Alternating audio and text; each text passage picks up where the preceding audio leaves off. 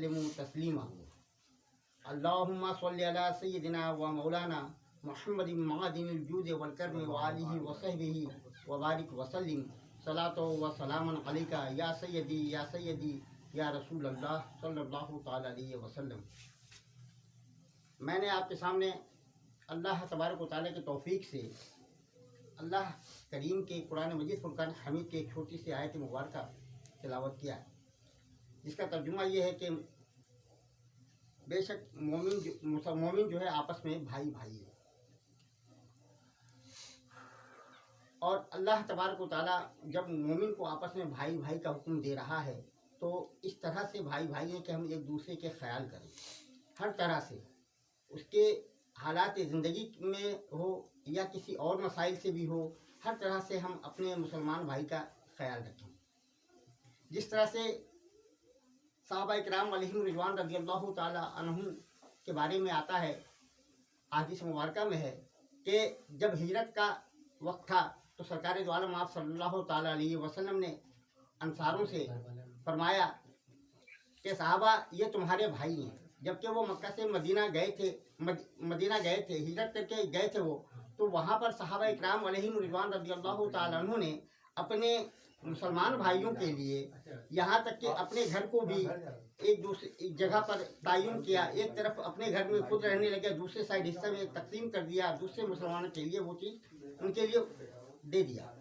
यहाँ तक कि रवायतों में आता है कि जिनके घर में यानी कि बाद सहाबा इकराम अलैहिम रिज़वान रज़ियल्लाहु ताला अन्हु ने दो शादियाँ कर रखी थी, उन्होंने एक बीवी को तलाक दी और उसको भी दूसरे मुसलमान भाई पर जो है ना यानी कि कुर्बान किया, क्योंकि अल्लाह तबारक व तआला का फरमान था कि मोमिन आपस में भाई भाई है।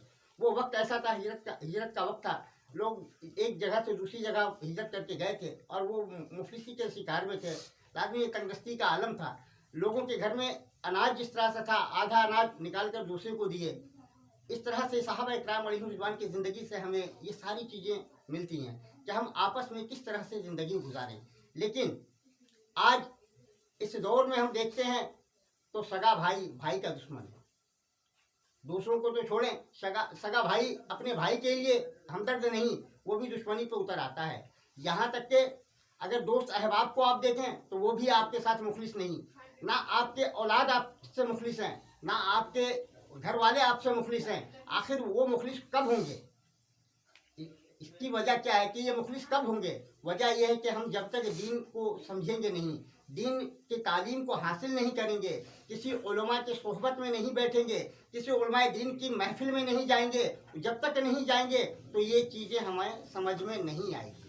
हकीकत तो यह है कि एक मर्द अगर अपने घर में है तो उसके घर के अंदर जितने अफराद हैं वो उसका हाकिम है, वो उसको चलाने वाला है। लेकिन मौजूदा दौर में ये चीज़ कहीं नज़र नहीं आती। मर्द को अगर आप देखें तो अल्लाह ताला ने मर्द को हाकिम बनाया है, लेकिन मर्द यहाँ हाकिम नहीं महकूम नज़र आता है। ये हमारे अंदर ये चीज़ें पाई जा रही हैं। आखिर इसकी वजह क्या है?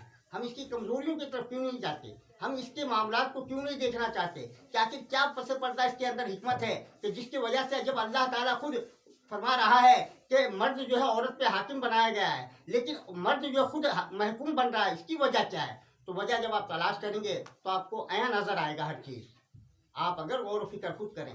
क्योंकि दीन का नाम है गौर फिक्र करना, हर पहलू से दीन को गौर फिक्र करके समझना, ये दीन का काम है। हमारे यहाँ हकीकत तो मुसलमान आपस में भाई भाई अल्लाह तबारक व तआला हुक्म दे रहा है, तो भाई भाई से मुराद सिर्फ यही नहीं कि हम खाने में, माल में, पैसे में, हर चीज़ में भाई भाई हैं, नहीं। अगर आप कोई नेक काम करते हैं तो अपने दूसरे मुसलमान भाई के लिए भी वही जज्बा रखें कि वो भी आपके साथ, आप उसको दावत दें और अपने साथ उसको नेक कामों में ले जाएं, ताकि कल अगर आप बरोज महशर जन्नत में जाएंगे तो वो भाई भी जन्नत से महरूम ना हो जाए। इस तरह से मामलात आपके साथ होना चाहिए। लेकिन हकीकत तो ये है कि हम एक दूसरे को देखते ज़रूर हैं, वो अगर कोई अच्छा अमल करता है तो उसको देखकर हसद करने लग जाते हैं। हसद से मुराद इस तरह की हसद होनी चाहिए कि जिस तरह से अगर वो अच्छा अमल कर रहा है, अगर वो कोई अच्छा अमल कर रहा है जिसकी वजह से वो उसकी यानी कि इज्जत, वो मुकाम और रुतबा आला हो रहा है, अगर आप उस हसद को इस अंदाज से करें कि मैं इंशाअल्लाह ताला इन्हीं की तरह मेहनत करूंगा और इनसे अच्छे अंदाज से अपने तालीम और तरबियत को जारी रखूंगा, तो ये हसद आपके लिए जायज़ हो जाएगा।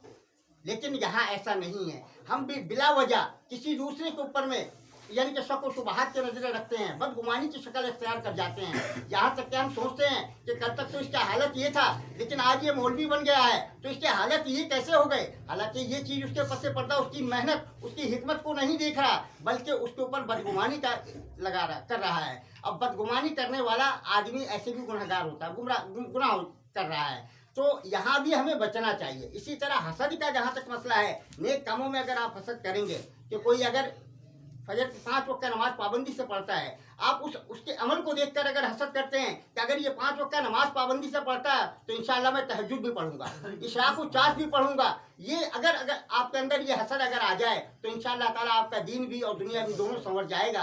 तो मेरे भाइयों, हकीकत बात ये है कि हम मोमिन आपस में भाई भाई तो हैं, लेकिन एक दूसरे को देख कर उसको नेक काम की तरफ ले जाने के लिए हम तैयार नहीं।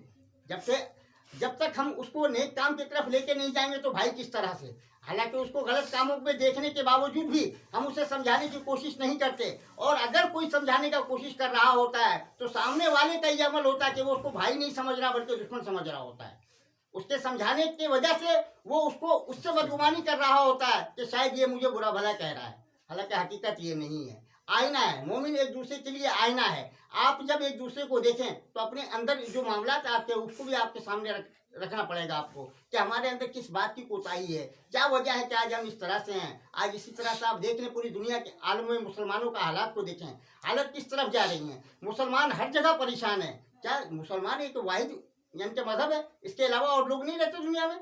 रहते हैं। बद मजहबों को आप देखें, पैसे से लेकर हर मामला में देखें वो एक जाएं, एक साथ हैं, एक दूसरे के साना बसाना खड़े हैं। लेकिन हम मुसलमान आपस में बिखरे हुए हैं। हमारे अंदर ये इज्जती नहीं है, हम एक दूसरे की दर्द को समझते नहीं है, हम एक दूसरे की परेशानी को नहीं समझने को तैयार होते हैं। हम ये देख रहे हैं कि अगर कोई भाई मेरा परेशान है तो उसकी परेशानी को हल करना नहीं चाहते, बल्कि उसको मजीद उस मामला में उलझाना चाहते हैं। तो मेरे भाइयों, जब तक हमारे अंदर इत्तेहाद, मोहब्बत, अखुवत नहीं आएगा, उस वक्त तक का मुसलमानों को के लिए कामयाबी नामुमकिन हो गया है। क्योंकि आप देखें, साहबा इकराम अलैहिम रिज़वान के वक्त के हालात को देखें कि अगर अमीरुल मोमिनीन हज़रत अबू बकर सिद्दीक़ रज़ियल्लाहु ताला अन्हु के दौरे खिलाफत को आप देखें तो मुसलमान सारे एक मुट्ठी में थे, एक मुश्त थे, एक जात थे।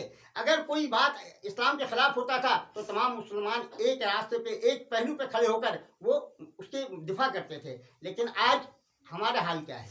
आज अगर कोई हुजूर अलैहिस्सलाम की शान में गुस्ताखी करता है तो हम चंद लोग अगर बाहर निकल आते हैं तो चंद जो है ना इधर उधर कर जाते हैं, कहते हैं यार ये मौलवी का काम है। और भाई तू क्या मुसलमान नहीं है? तो क्या उस नबी का कलमा नहीं पड़ा? अगर कोई कहीं पे महफिल सजा रहा है, कोई दीन की महफिल हो रही है, कोई उलमा की तकारीर हो रही है, अगर कोई किसी को दावत देता भाई चलो वहाँ, तो कहता वहाँ जाके क्या करेंगे, मौलवी अपनी बयान करेगा। ओ भाई, मौलवियों को इस दौर में बुरा समझने लग गए लोग। आखिर वजह क्या है? इसके पीछे क्या कार फरमा मामलात हैं जिसको हम समझ नहीं पा रहे। वजह यह है मेरे भाई कि हम हकीकत में आपस के अंदर जो है ना मोहब्बत, अखुवत को खो दिए हैं। हम एक दूसरे की तकालीफ को दूर करने को तैयार नहीं, बल्कि अपने ज़ात से दूसरे को तकलीफ देने को तैयार होते हैं, लेकिन उसके दूर करने का कोई रास्ता हम वार नहीं करते, जिसकी वजह से आज हमारे साथ ये मामलात हैं। अगर कोई कहीं मदारिस में पढ़ने जाता है तो उसका भी ये हक है कि वो अपने साथ दोस्तों को, जिस दोस्तों के महफिल में वो बैठता है, उसको वो तालीम दे कि भाई तुम मेरे साथ चलो पढ़ने, आज ये काम करोगे, आज पढ़ने जाओगे, दीन की तालीम हासिल करोगे तो तुम्हारा दुनिया और आखिरत दोनों संवर जाएगा। लेकिन ऐसा नहीं है। अगर कोई दीनदार पढ़ने जाता है तो वो अपने दूसरे दोस्तों को इस तरह पे राग़िब नहीं करता इस राह पे। इसकी वजह क्या है? इससे नुकसानात आपके अपने ज़ाती हैं। कल को अगर आप किसी महफिल में जाएंगे, उस दोस्त को भी अगर आप लेकर जाते हैं, अगर आप बहुत बड़े नातखा बन गए, आपकी इज्जत वो यानी कि इस तरह से है कि आप स्टेज पर उस दोस्त को अपने साथ लेकर बैठ गए और आपके आगे महक रख दिए कि आप तो पढ़ लेंगे नात, आपको ना सिर्फ पढ़ना आता, आराम से अपने अंदाज से नात पढ़ेंगे और लोगों को अपनी तरफ राग़िब कर लेंगे। जब वो आपके साथ बंदा बैठा हुआ है, अगर उसकी तरफ महक बढ़ाया जाएगा तो उसका क्या हाल होगा? वो शर्मिंदा होगा, उसकी निगाहें झुकी हुई होंगी। क्यों? उसको उस वक्त अपनी ऊपर जो है ना पशेमानदा होगा कि वाकई अगर आज मैं इसके साथ चला जाता, अगर दीन के मामलात को सीखता तो आज मेरा ये हाल नहीं होता है। तो मेरे भाइयों, हकीकत बात यही है कि इंसान को दीन के मामलात उस वक्त समझ आता है। मिसाल के तौर पर मैं आपको मिसाल देता हूँ कि आज मेरे घर में किसी की फौजगी हो जाए और मुर्दा नहलाने का तरीका भी मुझे नहीं पता, फिर हम क्या करेंगे? मौलवियों के पीछे जाएंगे। उस वक्त हमें दुख होगा क्योंकि वो हमें टाइम नहीं दे रहे होते, वो फारिग नहीं होते, उनके 10 काम हैं। वो हमें जब वक्त नहीं देते तो हम उस वक्त उनको बुरा भला कह रहे होते हैं। लेकिन इस तरफ फिर भी हमारे ध्यान नहीं जाता कि काश ये सारे इल्म जो है मैं खुद सीख लिया होता तो आज किसी को मुझे बुलाने की ज़रूरत नहीं पड़ती। इसी तरीके से आप देख लें कि जनाजा का नमाज पढ़ने की बात होती है तो मस्जिद के पीछे इमाम की तरफ हम जाते हैं कि इमाम साहब पढ़ा दें। इमाम साहब बेचारे पढ़ा देते हैं। अब वो जब पढ़ा देते हैं वो लेकर आप जनाजा को जब कब्रिस्तान में जाते हैं तो वहाँ दुआ के लिए एक दूसरे के मुंह तक रहे होते कि कौन है जो दुआ पढ़ाए। क्या वही मुसलमान है जिसने दुआ पढ़ना? जिसने दुआ पढ़ना क्या वही मुसलमान? आप मुसलमान नहीं हो क्या? अल्लाह तबारक व तआला आप पर कुरान सीखना आप पर लाजिम करार नहीं दिया था? आपने क्यों नहीं सीखा? तो मेरे भाइयों, अपने वक्त को ज़ाया करने से बेहतर है कि अल्लाह उसके रसूल के बताए हुए मामलात पे हम अपनी ज़िंदगी को गुजारें ताकि हमारे लिए जो है ना आसानी पैदा हो। आज अगर हम सही होंगे तो हमारे नीचे जो बच्चे हैं, दूसरे औलाद हैं, वो आपकी तरजीह में आएंगे। और लाजमी है जब आप सही नहीं होंगे, आपके अंदर खामी होगी तो आपके औलाद भी उसी खामियों के जेर असर बनेंगे और बाद में आपके लिए वो शर्मिंदा के बाइस बनेंगे। लेकिन आपको अभी एहसास नहीं होगा। क्यों? कि हम पढ़ाने में बच्चों को तरजीह नहीं देते। स्कूल भेजने के लिए बच्चों को सुबह 7 बजे आप उठाने को तैयार हैं, सुबह 7 बजे उठाने को तैयार है, लेकिन मदरसा भेजने के लिए सुबह 7 बजे बच्चों को नहीं उठाएंगे। क्यों? कि मौसम सर्द है, ठंडक का है, इस वक्त बच्चा बीमार हो जाएगा। ये आपका जहन है। हालांकि बच्चों के मुस्तकबिल के बारे में अगर आप देखें तो मुस्तकबिल है क्या? मजहब इस्लाम ने आपको बताया कि मुस्तकबिल क्या है। जिसने अल्लाह उसके रसूल की को राजी कर लिया उसी का मुस्तकबिल है, बाकी सारा बेकार है। और आजकल माँ बाप के एक जहन में एक बात यानी कि शैतानों की तरह चिमटा हुआ है कि वो सोचते हैं मेरा बच्चा इंजीनियर हो जाए, डॉक्टर बन जाए। मुझे ये बताएं कि अगर वो डॉक्टर पढ़ रहा, मान लिया आपकी बात, क्या आप उसको डॉक्टर बना लेंगे? इतना बड़ा डॉक्टर बन जाएगा कि वो अमेरिका में भी जाकर वहाँ से भी सनद लेकर आएगा। लेकिन मुझे ये बताएं कि वो सनद अमेरिका में हासिल करने के बाद अगर वो वहाँ से चला और रास्ते में उसका इंतकाल हो गया तो कहाँ गया उसका मुस्तकबिल? कभी आपने ये सोचा? हमें इन सब बातों को, छोटी छोटी बातों को गौर लाना पड़ेगा, फिर जाके हम अपने मामलात को सही कर सकते हैं। आज हम परेशान हाल होते हैं, नमाज पढ़ते हैं, नमाज को भी हमने एक ढाल बना रखा है। जब हम परेशान होते हैं, मुसीबतों में घिर जाते हैं, नौकरी छूट जाती है तो नमाज भी पढ़ते हैं, वज़ाइफ भी करते हैं, और जहाँ ये सारे मामला सही हो जाते हैं तो सारे चीज़ जो है ना बाला ताक रखते हैं और फिर हमसे बड़ा पारसा कोई नहीं होता। ये हमारे अंदर खामियाँ हैं। इन खामियों को जब तक हम दूर नहीं करेंगे हमारा मुस्तकबिल संवर नहीं सकता। दुआ है कि अल्लाह तबारक व तआला हमने जो सुना और सुनाया इस पे अमल पैरा होने की तौफीक अता फरमाए। वमा अलैना इल्लल बलागुल मुबीन। सल्लिमु तस्लीमा। अल्लाहुम्मा सल्लि अला सय्यिदिना व मौलाना मुहम्मदिन मअदिनिल जूद वल करम व आलिहि व सहबिहि व बारिक व सल्लिम सलातो व सलामन अलैका या सय्यदी या रसूल अल्लाह सल्लल्लाहु तआला अलैहि वसल्लम। मैंने आपके सामने अल्लाह तबारक व तआला की तौफीक से अल्लाह करीम के कुरान मजीद फुरकान हमीद के एक छोटी सी आयत मुबारका तिलावत किया है, जिसका तर्जुमा ये है कि बेशक मोमिन जो है आपस में भाई भाई है। और अल्लाह तबारक व तआला जब मोमिन को आपस में भाई भाई का हुक्म दे रहा है तो इस तरह से भाई भाई है कि हम एक दूसरे के ख्याल करें, हर तरह से उसके हालात ज़िंदगी में हो या किसी और मसाइल से भी हो, हर तरह से हम अपने मुसलमान भाई का ख्याल रखें। जिस तरह से सहाबा किराम अलैहिम रिज़वान रज़ियल्लाहु ताला अन्हुम के बारे में आता है, हदीस मुबारका में है कि जब हिजरत का वक्त था तो सरकार दो आलम आप सल्लल्लाहु ताला अलैहि वसल्लम ने अंसारों से फरमाया कि साहबा ये तुम्हारे भाई हैं। जबकि वो मक्का से मदीना गए थे, हिजरत करके गए थे वो, तो वहाँ पर सहाबा इकराम अलैहिम रिज़वान रज़ियल्लाहु ताला अन्हु ने अपने मुसलमान भाइयों के लिए यहाँ तक कि अपने घर को भी एक जगह पर तयन किया। एक तरफ अपने घर में खुद रहने लगे, दूसरे साइड हिस्से में तकसीम कर दिया, दूसरे मुसलमानों के लिए वो चीज़ उनके लिए दे दिया। यहाँ तक कि रवायतों में आता है कि जिनके घर में यानी कि बाद सहाबा इकराम अलैहिम रिज़वान रज़ियल्लाहु ताला अन्हु ने दो शादियाँ कर रखी थी, उन्होंने एक बीवी को तलाक दी और उसको भी दूसरे मुसलमान भाई पर जो है ना यानी कि कुर्बान किया, क्योंकि अल्लाह तबारक व तआला का फरमान था कि मोमिन आपस में भाई भाई है। वो वक्त ऐसा था, हिजरत का वक्त था, लोग एक जगह से दूसरी जगह हिजरत करके गए थे और वो मुफलिसी के शिकार में थे, लाजमी तंगदस्ती का आलम था। लोगों के घर में अनाज जिस तरह से था, आधा अनाज निकाल कर दूसरे को दिए, इस तरह से सहाबा इकराम अलैहिम रिज़वान की ज़िंदगी से हमें ये सारी चीज़ें मिलती हैं कि हम आपस में किस तरह से ज़िंदगी गुजारें। लेकिन आज इस दौर में हम देखते हैं तो सगा भाई भाई का दुश्मन है। दूसरों को तो छोड़ें, सगा भाई अपने भाई के लिए हमदर्द नहीं, वो भी दुश्मनी पे उतर आता है। यहाँ तक के अगर दोस्त अहबाब को आप देखें तो वो भी आपके साथ मुखलिस नहीं, ना आपके औलाद आपसे मुखलिस हैं, ना आपके घर वाले आपसे मुखलिस हैं। आखिर वो मुखलिस कब होंगे? इसकी वजह क्या है कि ये मुखलिस कब होंगे? वजह यह है कि हम जब तक दीन को समझेंगे नहीं, दीन की तालीम को हासिल नहीं करेंगे, किसी उलमा के सोहबत में नहीं बैठेंगे, किसी उलमाए दीन की महफिल में नहीं जाएंगे, जब तक नहीं जाएंगे तो ये चीज़ें हमें समझ में नहीं आएगी।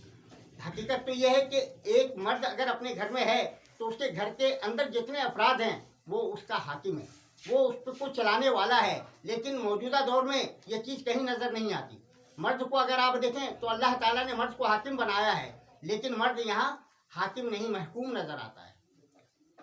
ये हमारे अंदर ये चीज़ें पाई जा रही हैं। आखिर इसकी वजह क्या है? हम इसकी कमजोरियों की तरफ क्यों नहीं जाते? हम इसके मामलात को क्यों नहीं देखना चाहते कि आखिर क्या पसे पर्दा इसके अंदर हिकमत है कि जिसकी वजह से जब अल्लाह ताला खुद फरमा रहा है कि मर्द जो है औरत पे हाकिम बनाया गया है, लेकिन मर्द जो खुद महकूम बन रहा है, इसकी वजह क्या है? तो वजह जब आप तलाश करेंगे तो आपको आया नजर आएगा हर चीज़, आप अगर गौर फिक्र खुद करें।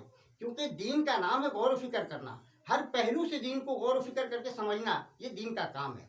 हमारे यहाँ हकीकत तो मुसलमान आपस में भाई भाई अल्लाह तबारक व तआला हुक्म दे रहा है, तो भाई भाई से मुराद सिर्फ यही नहीं कि हम खाने में, माल में, पैसे में, हर चीज़ में भाई भाई है, नहीं। अगर आप कोई नेक काम करते हैं तो अपने दूसरे मुसलमान भाई के लिए भी वही जज्बा रखें कि वो भी आपके साथ, आप उसको दावत दें और अपने साथ उसको नेक कामों में ले जाएं, ताकि कल अगर आप बरोज महशर जन्नत में जाएंगे तो वो भाई भी जन्नत से महरूम ना हो जाए। इस तरह से मामलात आपके साथ होना चाहिए। लेकिन हकीकत तो ये है कि हम एक दूसरे को देखते ज़रूर हैं, वो अगर कोई अच्छा अमल करता है तो उसको देखकर हसद करने लग जाते हैं। हसद से मुराद इस तरह की हसद होनी चाहिए कि जिस तरह से अगर वो अच्छा अमल कर रहा है, अगर वो कोई अच्छा अमल कर रहा है जिसकी वजह से वो उसकी यानी कि इज्जत, वो मुकाम और रुतबा आला हो रहा है, अगर आप उस हसद को इस अंदाज से करें कि मैं इंशाअल्लाह ताला इन्हीं की तरह मेहनत करूंगा और इनसे अच्छे अंदाज से अपने तालीम और तरबियत को जारी रखूंगा, तो ये हसद आपके लिए जायज़ हो जाएगा।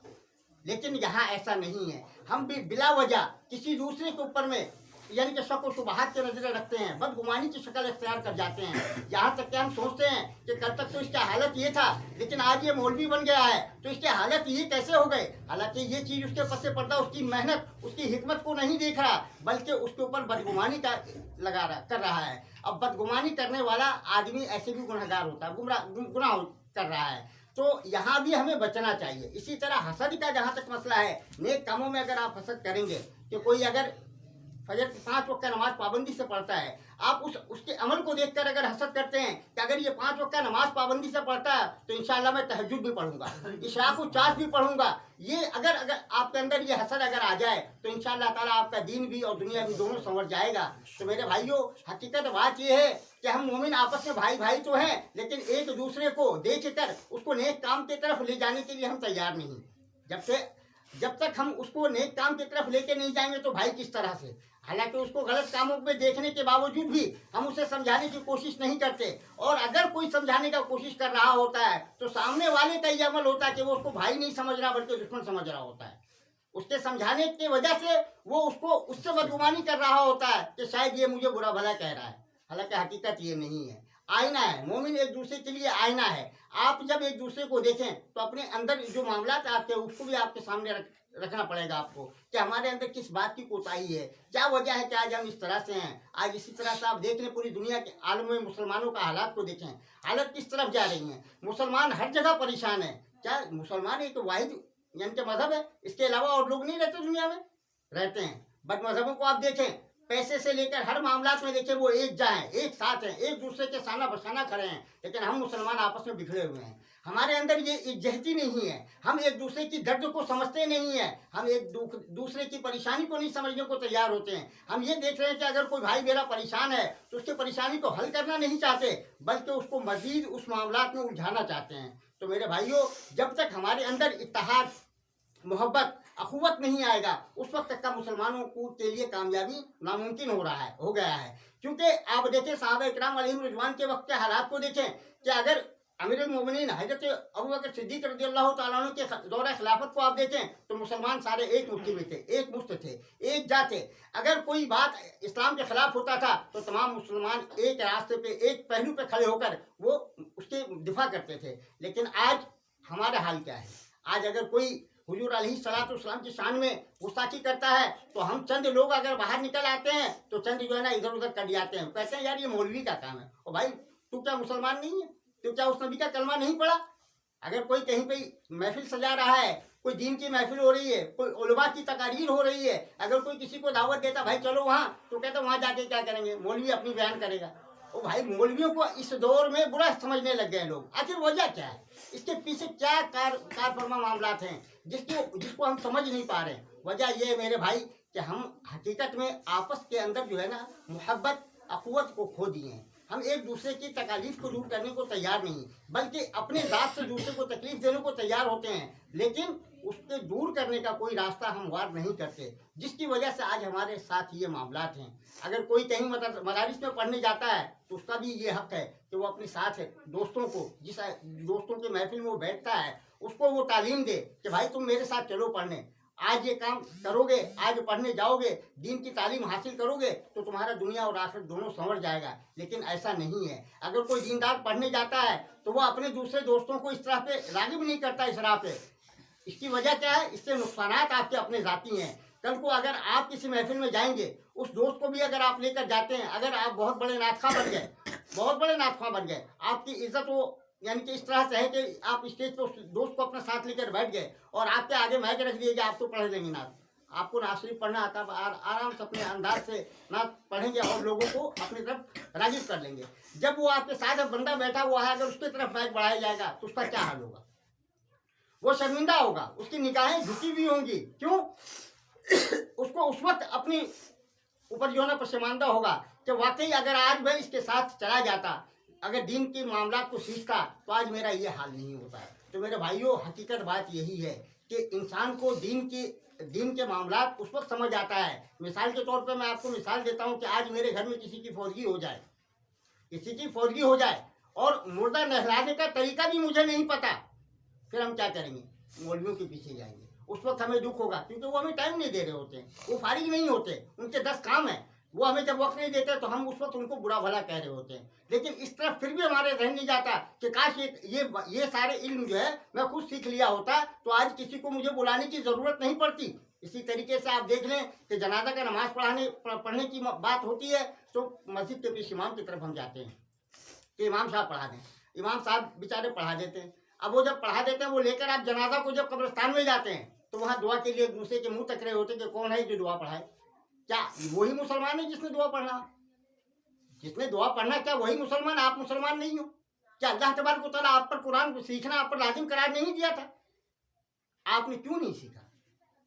तो मेरे भाइयों अपने वक्त को ज़ाया करने से बेहतर है कि अल्लाह उसके रसूल के बताए हुए मामलात पे हम अपनी ज़िंदगी को गुजारें ताकि हमारे लिए जो है ना आसानी पैदा हो। आज अगर हम सही होंगे तो हमारे नीचे जो बच्चे हैं, दूसरे औलाद हैं, वो आपकी तरजीब में आएंगे।